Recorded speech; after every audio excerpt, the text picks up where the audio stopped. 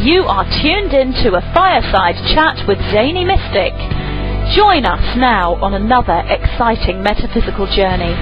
Relax, tune in, drop out, and take a seat by the fire as we explore new realms and possibilities.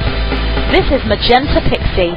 You can find me at magentapixie.weebly.com. But now, here is Zany Mystic and guest. Enjoy the show. Hello everyone, and welcome back to a Fireside Chat with Zany Mystic. I'm your host, Lance White. Tonight, my guests are Bob Neverett and JW, who is best known as the non-physical entity Ion. Bob is a former intelligence community insider and member of the Secret Council of 10, so we already have some questions coming up about all of that. And we're going to find out more tonight about JW and Ion. Their website is www.howionic.com. So let's welcome them both to the show now. Hi, Bob and Ion. How are you? Hello, Lance. Good evening. Good evening, Ion. It's quite an honor to talk to you tonight. Yes, it's a great pleasure indeed. Thanks for hosting us, and we want to get into all your good questions and then share lots of insight and information. Wonderful. Bob, now, I was a little curious about your background. That Secret Council of 10 kind of piqued my curiosity. Can you talk about that? Oh, yeah, you can go to Fivebodied, FIVEBODIED.com and see the website, the ongoing blogs and forums, and hear the whole history, but I'll give you a quick synopsis. Yeah. I was born in 1922 in a family in France that was a butler for 300 years for one of the richest families in Europe, and you can even read a story by Charles Dickens in a collection of his miscellaneous journalistic articles where he refers to my great-grandfather, Dobbs, and that's a side thing. That's about 1854 or so. Anyways, growing up in that environment, the European oligarchs, after World War I, you got that crisis in the 20s due to the electronic radio environment that made currency become inflated. So it collapses in the late 20s and early 30s, and money becomes public property in the 30s. That's the beginning of the welfare states, the fascist states, the social states, the communists, and the New Deal.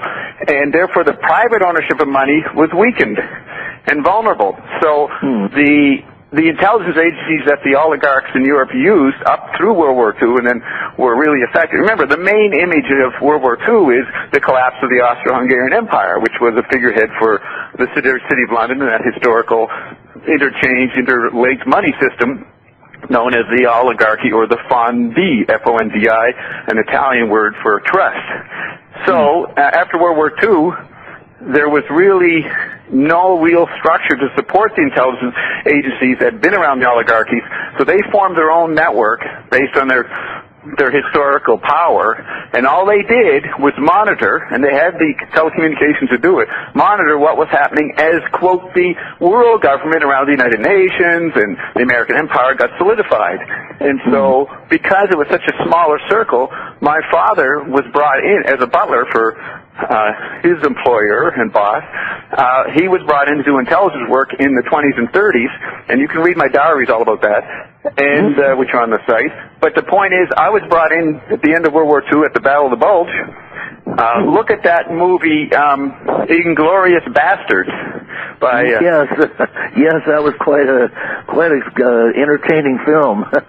Yeah, that's the environment I was in the late 1944-45 period around the Battle of Malmedy, the Battle of Bulge, and the exchange of the Project Paperclip scientists and the beginning of bringing the Nazis over. So I was on the inside of that, and then I came to North America in the 50s and worked around the old Rockefeller establishment, eventually became head of the Secret Council 10, which really meant the solar government, which was the people who could monitor on the highest level, known popularly now as Echelon, E-C-H-E-L-O-N. You might have heard of Echelon. That was the leftover of the solar government structure. And we would be looking into the latest technologies. That's what I did. I was there with Albert Hoffman the week that he found LSD. That was only by accident. I was there with my father in April '43.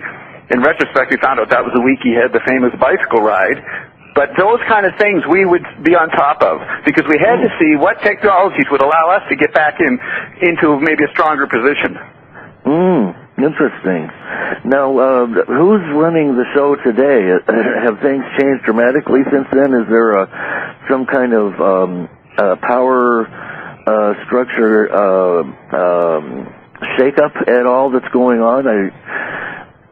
That happened in the 1980s, and in the final throes of the Secret Council 10, the solar government, in 1988, I became chairperson or chairman of the thing, and I consciously disbanded it in 1990. You saw the surface effects of that was the death of Prince Turnantaxis, T-H-U-R-N-U-N-D-T-A-X-I-S. You can read about him in Thomas Pynchon's book, Crying of Lot 49. And the collapse of Buckingham Palace, Prince Charles in that scene with Lady Di freaking out, and the end of the Gorbachev Empire, and what was the other thing? And there was another factor. What was it? You got Gorbachev goes down, Prince Charles goes down, Turnantaxis, and then the weakened Rockefeller family. So anyways, that situation I disbanded. You can read the steps of how that happened in my diary, and so it was in nowhere place, and I'm going to get into a perfect pattern that leads us into ION. Okay. McLuhan explained that all technologies were extensions of our senses, inner and outer. So you finally had the extension of the central nervous system with television and computers, and then the extension of the planet itself by a satellite. Then the digital technology comes in. Now, I call that the Android meme, and what that is, that's technologies coming alive and extending themselves. Not the human body's parts and faculties were not being extended anymore after the satellite. So we've seen over the last 30, 40 years the extension of technologies within technology. It's doing its own thing. And you just look around at the pop culture. Everybody sat in the sidelines from the time of Reagan on. Everybody said, well, technology's out of control. Well, that situation of the Android meme collapsed over the last few years, and we now have not the extensions of our faculties or machines extending themselves. We have the non-physical showing up as an extension, and that's ION. It's a new technology. Very interesting. Now, let's segue into JW and ION and how you both met, and then how JW first came into touch with ION and had that experience. I have a feeling it's kind of dramatic. Yeah, it begins with my partner, my bride, Dr. Carolyn Dean, who is sitting here and could speak if she wants to, but she's monitoring this conversation here in Maui. But she met JW in Atlanta, Georgia in December 2005. They had a conversation. They did a little business, but nothing dramatic. It was just a new person for each of them to meet. But a few months later, JW called up Carol and said, I heard you quote your husband on a few statements, and I'd like to know what the heck he was talking about. Can I talk to him? Because I was not at the meeting. So we got on the phone, and we got talking, and we've never stopped talking on the phone, and that was through 2006. And in April 2007, when we went and visited, Carol and I visited him in Atlanta and met him personally, and we hit it off, and that was that. And then we went to Hawaii, and then in late, December, January, JW, who had shown a bit of psychic ability when I met him, I didn't know how much he was involved in it, and he was interested in the Abrahams, if you've ever heard of them, Esther Hicks. Anyways, we talked about that because I knew about the Evergreens. They were the best medium I considered from 1974 to 2004 when they stopped, 30 years stretch, and intelligence agencies, governments used the Evergreens. Anyways, so JW reports that he started to see new worlds through the windows of his home. He could see other worlds. And I said, well, beg your pardon? Well, that's amazing. Did I say something?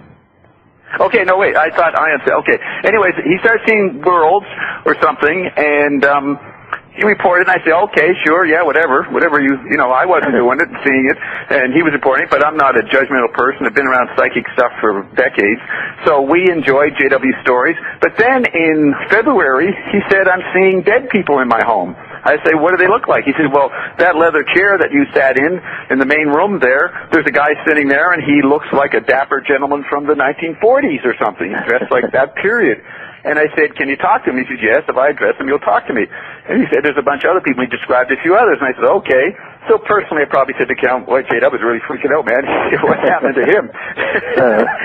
But we were calm. We did not let our private thoughts in, and we didn't tell JW, which turned out to be important. He was very nervous about telling anybody this because it was not respectable in his world to talk about that, and he didn't want to lose our friendship over it, that we thought he was that. Anyways, a few days later, he tells me that a Dr. Peter Beater came. I said, do you know Dr. Beater? No. He said, Dr. Beater came to me, and he said, tell Bob hello. Say hi to Bob.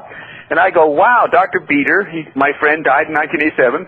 He was part of the Secret Council 10 structures, and he died in March 87, and I talked to him many times through the Evergreen subsequently. Even was able to take a message for his wife and children in 1988 in Washington, D.C. Anyways, the fact that Dr. Beater spoke to JW, I started thinking, wow, maybe these are the Evergreens gathering around again. They hadn't been functioning since 2004.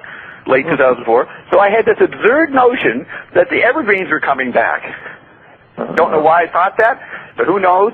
So the next day, March 18th, we arranged for Caroline to call up JW, and at some point we're talking and said, okay, now let's just be quiet for 30 seconds, and let's see what happens. And so on March 18th, after 30 seconds, quiet, Carol's sitting there with a computer, very fast typist, ready to see what's happening. We didn't know what was going to happen, so we didn't record it. And we don't have a recording of what I asked, but later Ion told me, recalling it, that I asked who's speaking.